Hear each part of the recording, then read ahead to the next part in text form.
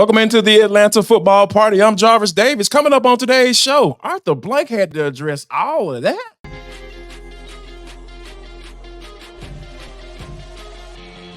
This is Locked On Sports Atlanta, and it's time for the Atlanta Football Party, only on Locked On Podcast Network, your team every day. To the Atlanta Football Party, your home for the best Falcons football talk. It's local insight. You can't get anywhere but right here at Locked On. I'm your host, Tenitra Batiste. Alongside me are Jarvis Davis, Aaron Freeman, and Tori McElhaney. This episode is brought to you by Prize Picks, the easiest and most exciting way to play daily fantasy sports. Go to prizepicks.com/LockedOnNFL and use code all lowercase LockedOnNFL for a first deposit match up to $100. And of course, this Atlanta Football Party is part of the Locked On Podcast Network, your team every day.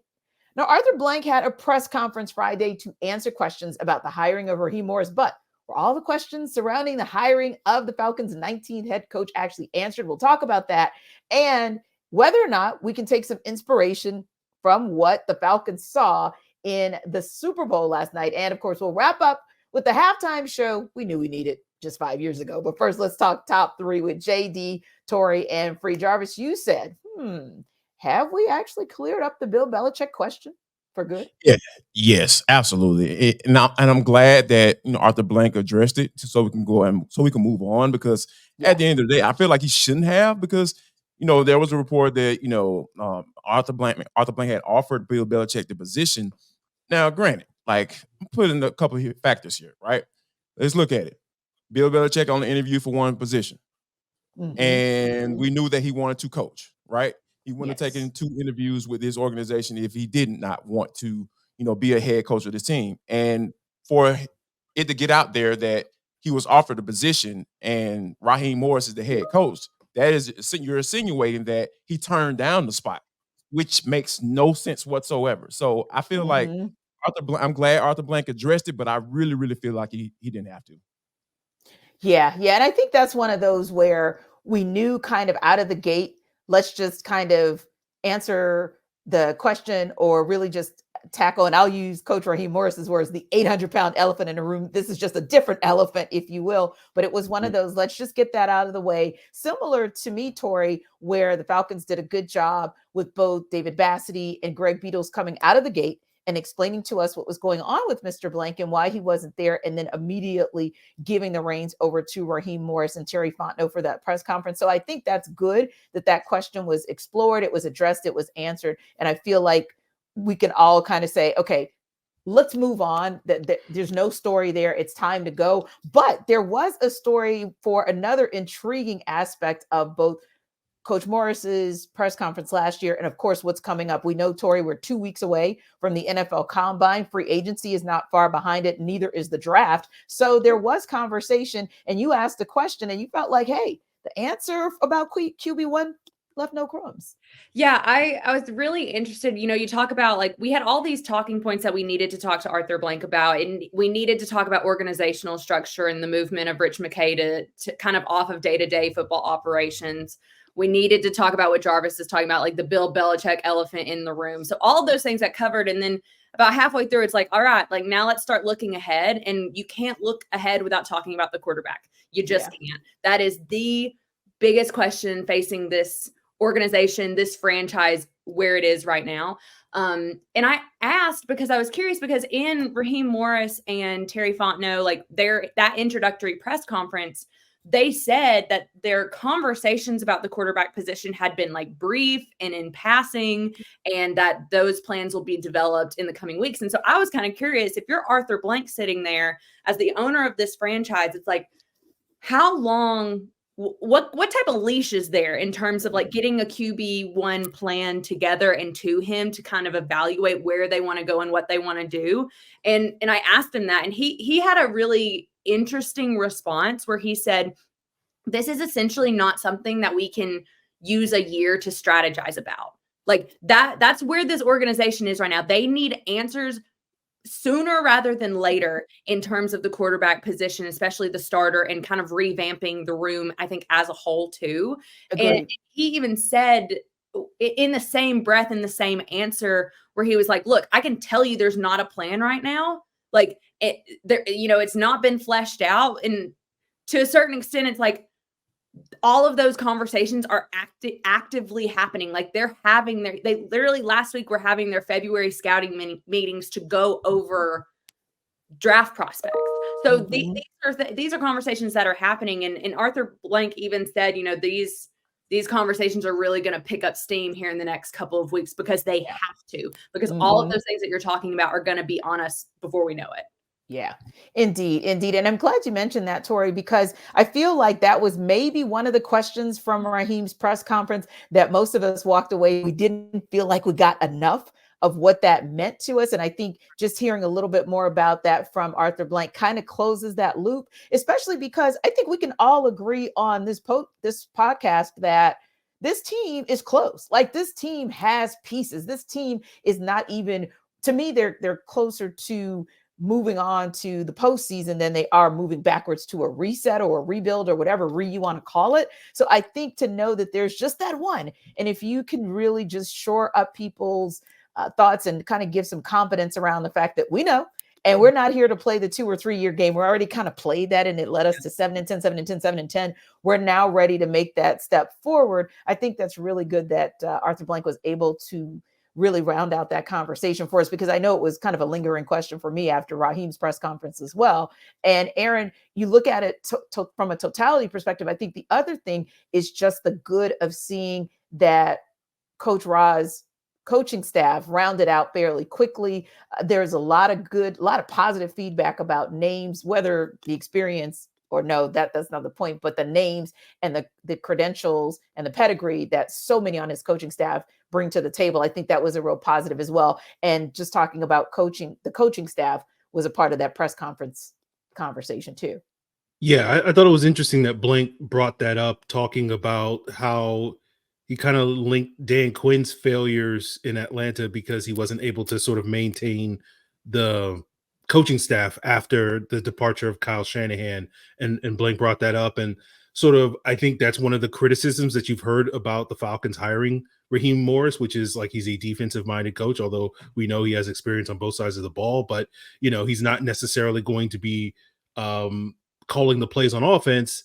And that's kind of what's been sort of the new hotness, I guess you could say, in the NFL when it comes to NFL head coaches. Yeah. And so the fact that Arthur Blank was bringing up the idea that many of the coaches that Morris has hired are sort of in this sort of pipeline, similar to what you've seen with like Sean McVay with the Rams. And that was one of the things that Raheem Morris learned over the last couple of years, of how to sort of not only hire a good staff, but also set it up so that you can basically promote from within if and when you lose some of those staff members, which we've seen happen a ton to the Rams over the last 7 years.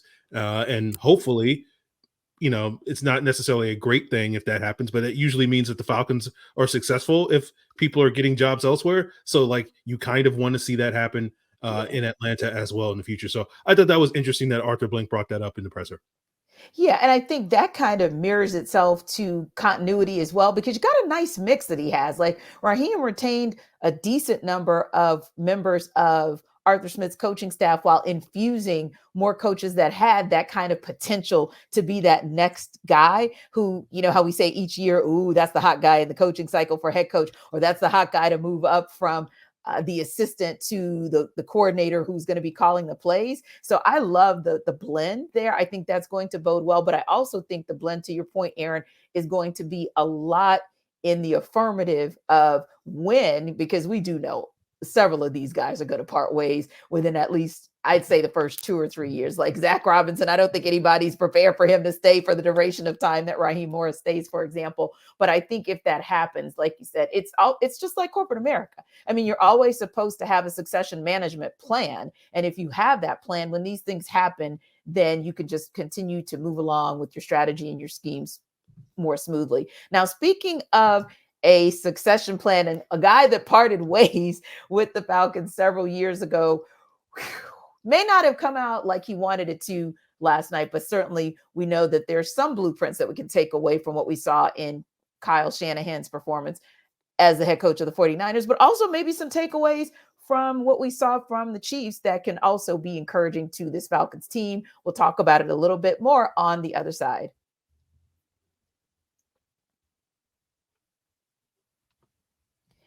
And this episode of our Locked On, or Atlanta Football Party rather, Locked On Sports is brought to you by Prize Picks.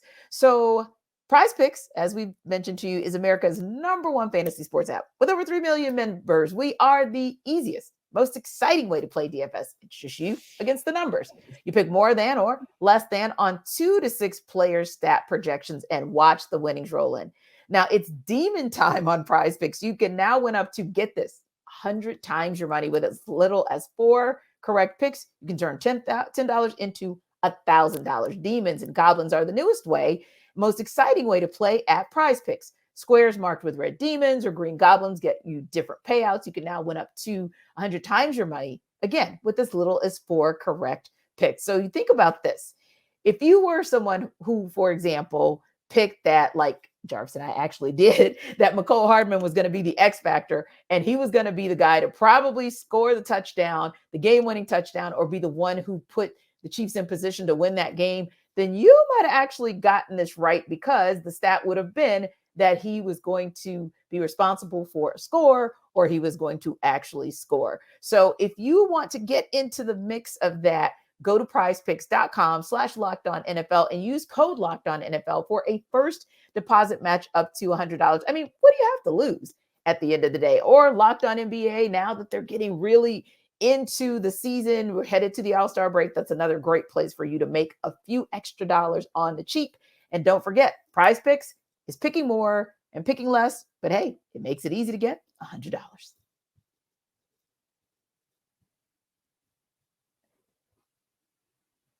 All right, guys. So as I was looking at the game last night, I was thinking 3 times in the last 5 seasons, it's been Chiefs Kingdom hoisting the Lombardi Trophy, right? And whether you look at it like from the perspective of the unbelievable comeback against the 49ers that actually got KC into the position to win in overtime, or you look at that fierce fight that San Francisco put up right until the bitter end, kind of had you wondering like, wow, how can the Falcons actually get there? So I ask you this question, Tori, did it give you encouragement to really kind of see a Chiefs franchise, a long-suffering franchise, all of a sudden go on a tear like they've gone on these last 5 years, and maybe say, you know what, the Falcons, if they put these pieces together in the right way, they can be that? Yeah, I mean, I think that what's so interesting about the Chiefs and the way they've built things is they have built sustained success over years and seasons, which I think in the modern NFL is actually really difficult to do. I know I personally am kind of like anti-dynasty. Like, I love that there is like parity across the league. It's why I think you have kind of the systems in place with draft, free agency, trade, and the kind of the different rules and regulations that you have with that, if we're just talking from a business standpoint. But the thing is like the Chiefs, just like the Patriots for about 20 years in the early 2000s, like these are 2 organizations that have been able to build sustained success, and people are throwing out the word dynasty like when they're talking about the Chiefs. And I think like it's really interesting too, because for me, it just and I think this way with like baseball all the time. Like, it's when a team gets hot, it's not necessarily like that. Because I think the best team in the league in 2023, I thought the Ravens. Thought the Ravens were it. But they tapered off. And then you see a team like the Eagles, who had just one of the most exciting runs last year, lose the last 7 games of the season. I mean, it's all about when you get hot. And for some reason, this Chiefs team, year in and year out, over the last, 5, 6, 7 years, have found a way to turn it on in the postseason. And that's like a mentality that you almost can't teach.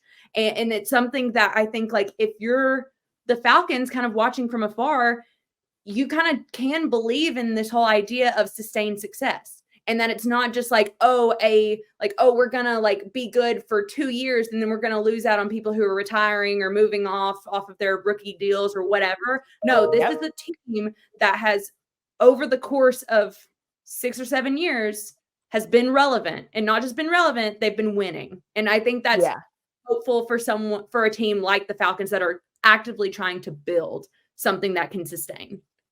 And I think that's a great point because, and don't throw rocks at me through the postcast, the podcast, but I think the Saints were actually probably the best example within the NFC South, because I think once they actually finally got it together and got their Super Bowl, they maintained a level of superiority over, even if they didn't win the NFC South every season, they're probably the longest sustaining of the 4 teams in the division. So it goes back to what you're saying, Tori, not every year is going to lead to a Super Bowl. Obviously, even with the Chiefs, we're not talking about a three-peat. We're not talking about 5 straight Super Bowl appearances, but we are talking about 3 in 5 seasons. And that there's a level of sustainability. Or even with the 49ers, Aaron, just going back to that NFC Championship game and trying to get back to that Super Bowl and trying to erase the memories of, 49ers Ravens, always being in the conversation to be able to get there is huge too. And taking nothing away from what Brock Purdy was able to do, but I do want to give credit to Patrick Mahomes.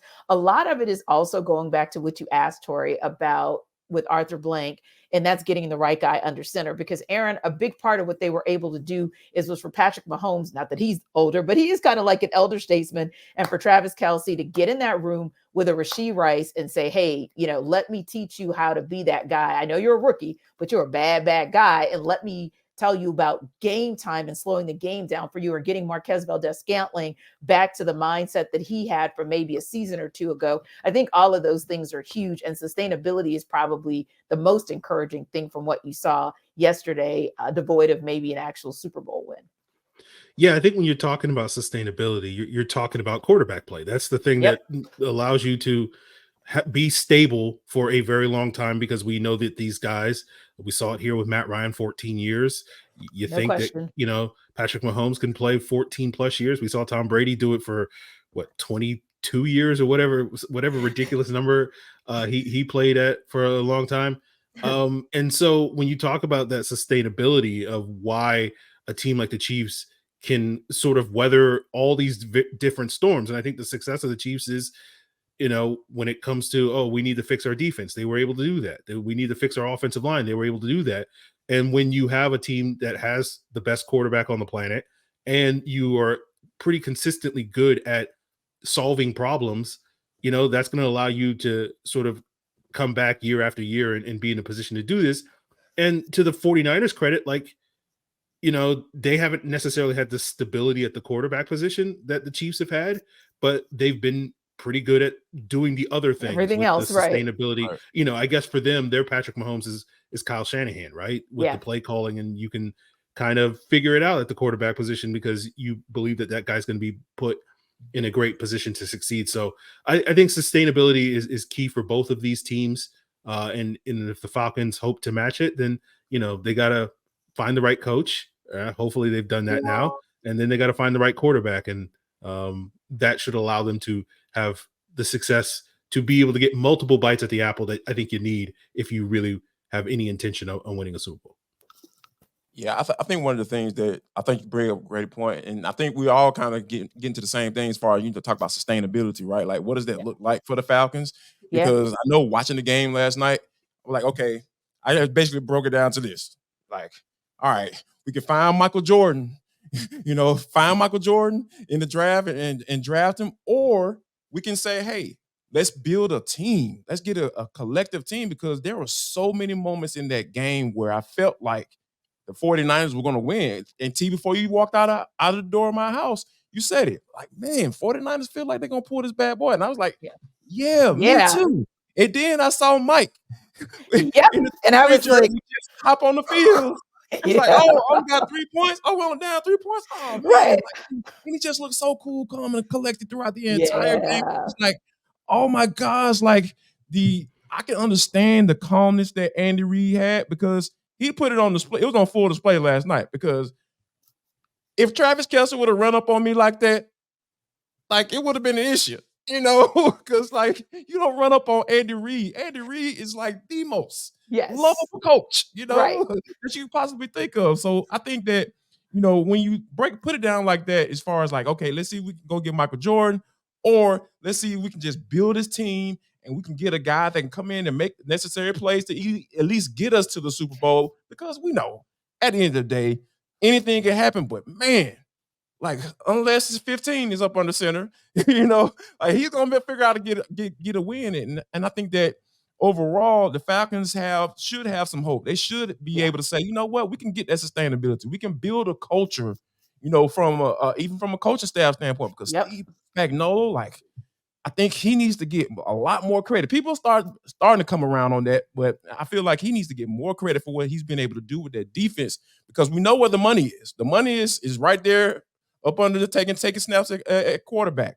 And you got to be able to navigate that, especially when you're talking about a $500 million contract. So I feel like the Falcons, they got some big decisions to make, because the route that you choose is going to determine your future, like, really quickly. And the thing is, too, I was looking at like cap stuff, because around this time I always like, of course, I don't know, you got to look at it. It's nerd out. I love it. I legit will just like go down rabbit holes with it sometimes, but really, truly, like, the longer I'm in this business, like, the more and more that I feel like you can do pretty much anything towards the cap. You can make things, you can make that cap work for you. You can make it work. And the Falcons are, I think, at a really healthy level in terms of like cap space and what their contracts look like, the guys that they do have under contract. So they're in a really good spot to essentially do what they want to do at that position. I really do believe that.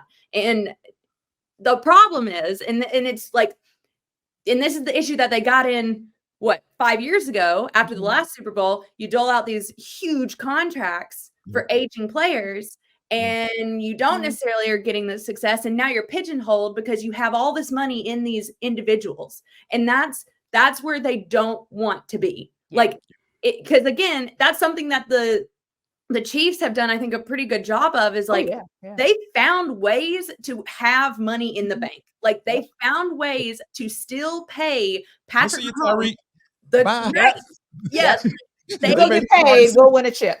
Yeah, you gotta like give credit where credit is due, where they have made the cap work for themselves. And it's like the Falcons are at a really, really good place in terms of the health of their cap, a place that they have not been in a very long time. And so you want to make sure that you have that level, talking about sustainability, like level of sustained play on the field, but also sustained health in terms of an organizational structure. Yes. And I think when you look at, and the Chiefs are probably the blueprint that many of us know. I think I know their blueprint a bit better than I know the 49ers blueprint. It's all of the pieces of the puzzle, right? Because you have to start scouting. When you kind of start figuring out Tyreek Hill is up out of here, you have to make sure that critical piece within your wide receiver room is, you may not be able to replace him 1 for 1, but if you can at least replace 75% of what he does, and you can still get a little bit more out of an Isaiah Pacheco in terms of the receiving game and other places, that takes all of, like you said, the front office, scouting team, the coach, it takes everybody saying, okay, where is that position, or where's that other position, or those 3 positions where we might not be able to replace 1 for 1 minus quarterback, but we may not be able to replace 1 for 1, but how can we get in that space? Oh, and then we go to the other side, because we talk offense, but defense, we start getting jewels like Nate Landman, or you'll get someone to fall in your lap, like Contavious Street. There it is. Exactly. So no offense, Nate. Right. No, but it's the truth. That's what it is, right? Right. And then Contavious Street falls in your lap. So you look at things like that, but then you make positive moves ahead of time too, to go out and get a Jesse Bates III, and then he was worth the money. But you get a David Onyemata and a Caden Ellis. When you begin to put all of those pieces together, then you start talking about sustainability. And most of those guys are also, like you said, Tori, very young pieces that across time you can expect to get returns on investments for some years to come. So now, speaking of return on investment, I don't know about you all, but my ROI of spending my 13 minutes in front of that TV. 15 minutes. 15 minutes. I love it. I was so enthralled, I didn't even know how much time I'd spent standing in front of that TV going, oh dear God. Anyway, we'll talk about it on the other side. Okay. This episode of our Atlanta football party that we are having so much fun on today is brought to you by DoorDash. Now, when you think about DoorDash, Last night probably would have been a perfect example of a time to use DoorDash if you weren't about that whole cooking, because everybody can't make a brisket like Jarvis. Let's just face it. So if you didn't want to cook last night, DoorDash would have been for you. But you can use it at any time. You know, we've got an all-star game coming up this weekend in the NBA. Trae Young's going to be in 3 of those groups. And it's great for you to maybe sit down, chill, not have to think about cooking while you enjoy 11 do his thing in Indy. Now, you can get 50% off, up to $10 value when you spend $15 or more on your first order when you download the DoorDash app and enter code LOCKED23. Subject to change in terms apply, of course. But at the end of the day, that's what we're all looking for. When the clock stops, we don't want the time to have to figure out what we're going to take the time to figure out what we're going to eat. We just want it to pull up right to us. Pizza, wings, soda, burgers, or even just buns on DoorDash. Chips, dips, nachos, you name it, they can get it to you. So again, don't forget, it's 50% off, up to $10 value when you spend $15 or more on your first order when you download the DoorDash app and enter code LOCKED23. Subject to change and terms, of course, do apply.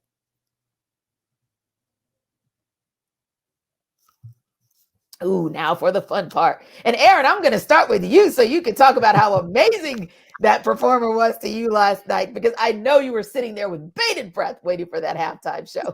I didn't think you were going to start with Aaron. That's hilarious. Yes, I love it. Yeah, I was. Look, I'm a big fan of Usher.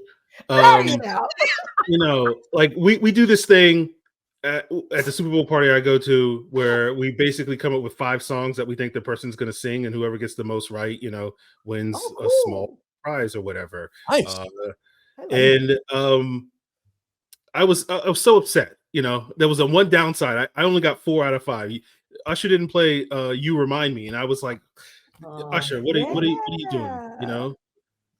But that was the only downside of that entire performance, that I didn't get 5 out of 5. It was a great performance. As he said, he brought the what was it? He said he brought the world to the air. Yeah. So it was nice to get some love. Given that the last time Atlanta hosted a Super Bowl, it wasn't a very Atlanta themed halftime show, and I know that was very upsetting to lots of folks.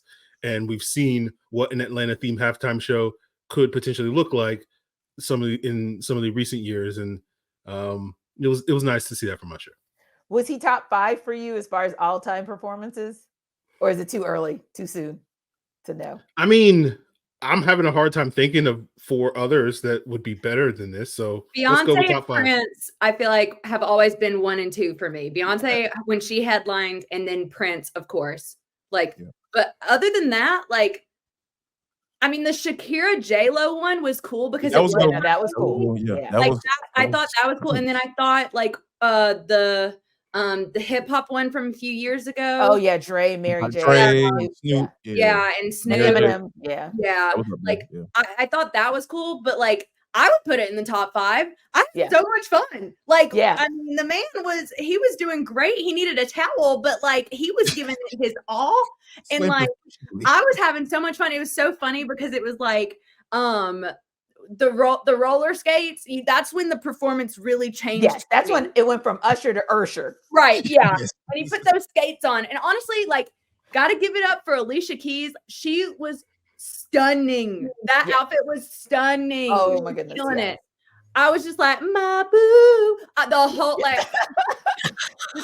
you're in your element. In my soul.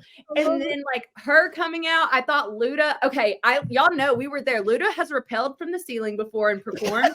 So I was fully expecting the man to as soon as I was like, all right, Luda's coming. Where is he? I was looking up.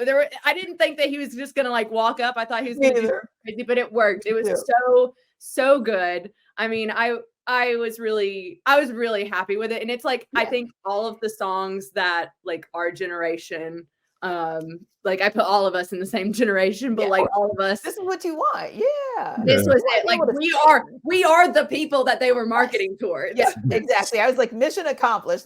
You're talking about 3 decades of Usher, and so many people have like some experience, some tie into at least, one song or one album or a couple albums or whatever. Yeah. And I think he really, right. I think, I was going to give a shout out to her because I have one comment. I promise we're going to close up with that. But yeah, like literally just watching him and people being able to say like 5, 10, 12 songs that he didn't even get to. And he still just chopped every song to get through that 15 minutes. It's like an unbelievable catalog. And if you're somebody who can see the nuances of everything, that performance, when you put it on repeat, it's phenomenal. But Jarvis, how would you think? So the Luda particular portion of the performance stood out to me because, that's where I feel like it shifted. We talk about shifts, right? It went from Atlanta to Atlanta. Yeah. When Luda came out. Not because of Luda coming out, because, there are certain polls that go in certain places, that, there were, people that had to be subtly introduced. And, they got subtly intersected into the performance in the camera shot. And I was just like, oh man, I had a flashback to a couple spots that I don't go to anymore. You know what I'm Magic City enter the chat. Yeah. They're like, the polls have entered the chat. So, and we know what that chat feels like or sounds like when they come into the place. So it was just so awesome. Yeah. And then they start A-Town stomping. For those you don't know, Tenitra came over to my house to watch the game. So the guys were kind of it was a little segregation going on. The guys were downstairs in the basement. And I was so confused as to what to do with myself. Right. And all the ladies were upstairs, and I'm messing with them the entire game because my wife was referring to it as the Usher Bowl and all this stuff. I was like, man, chill out, man, all that. So as the performance is going on, so there was a delay between the TVs, right? Whatever. So so when Usher took his shirt off, what I'm saying, we all not impressed at all. Like, yeah, man, all right, man, all right, cool. I figured it was coming. And then next thing you know, oh my God, girl, it's a deal. Woo, stomping and everything. I was like, what y'all doing up there shouting? I'm just like, man, good. Oh yeah, it was a church experience. It was a spiritual experience. What are you talking about? Let the church say amen. We were praising the Lord. Yes, we were. For all of the beauty tips that they did not lie, just to bring Shakira back in. Like he was also, Usher is just like, I love him. I love him. He just did such a good job. It was everything that I kind of wanted the performance to be. And again, I know you said this, Tenitra. I also tweeted it. Like that was the halftime show Atlanta should have had. I firmly believe that. Yeah. We deserve. Like, why we bring we totally deserve that show. We deserve it. But I felt like we were, we were exonerated. Yeah, we were like, we totally. And we were represented. Right. And then there were so many elements that he brought in. And granted, brought in the more popular current HBCU band in Jackson State, not necessarily Clark Atlanta, and Morris Brown is still kind of, resetting itself. So I get that part. But it's the most popular band right now in HBCU land. So that was the appropriate kind of thing to do. And then to bring in Jonesboro. I mean, can you imagine those kids for life? They're going to be able to say they performed at a Super Bowl with Usher. I mean, that is so crazy to me. And then like everything he did, everything has a nuance to it. So even like the colors, red, white, and blue, Alicia Keys with red, and then white and blue and the black, it's Black History Month, but red, white, and blue is the patriotic piece. Like everything he does is so precise. He thinks about everything. And so someone was saying today, like, well, it was kind of good, just wasn't my genre. That's not the point. If you understand the nuance of entertainment, then you understand that it was no pun intended. It was an A+ performance, like wire to wire. And I'm not just saying that because that's my favorite performer in the whole world. But yeah, like for me, he delivered. Like if that is your favorite performer, to see them deliver is awesome. And Tori, I'm sure you can attest to the same. When you see Taylor Swift, like, she's your favorite, but when she delivers, it still makes it on 10. And I got to give her just a quick shout out. 30 seconds left, and then we'll be out of here. But for me, I'm not about like panning 47 times, but I am about that panning at the end of the game when there's some genuine love shown to your man for a job well done. Yeah, no, and all those people saying Taylor Swift was a distraction. Come on, they won the freaking Super Bowl. Like, let's me with it. It's not cool to hate Taylor Swift. I can tell y'all that right now. Everybody can just stop it. Press on. Let her live her life. Yeah. It's fine. It really my is. accent is coming out. Right, exactly. Yes, yes, Tennessee yes. just entered the chat, boy. Okay, y'all got Tori. Y'all got Tori from Tennessee, Tori. So yeah, I like totally agree with you. Like, don't hate on Taylor. Like, if you know, there's some things if you want to Oh, hate on, man. there's some more Whatever. important things in the world. Too But much yeah, hate move, on the word. move right along. But yeah, Usher, we'll see you soon in Atlanta. Thanks for stopping by the Atlanta Football Party. Remember to like and subscribe to our YouTube channel. We'll see you tomorrow for the Atlanta Football Party Dogs Edition.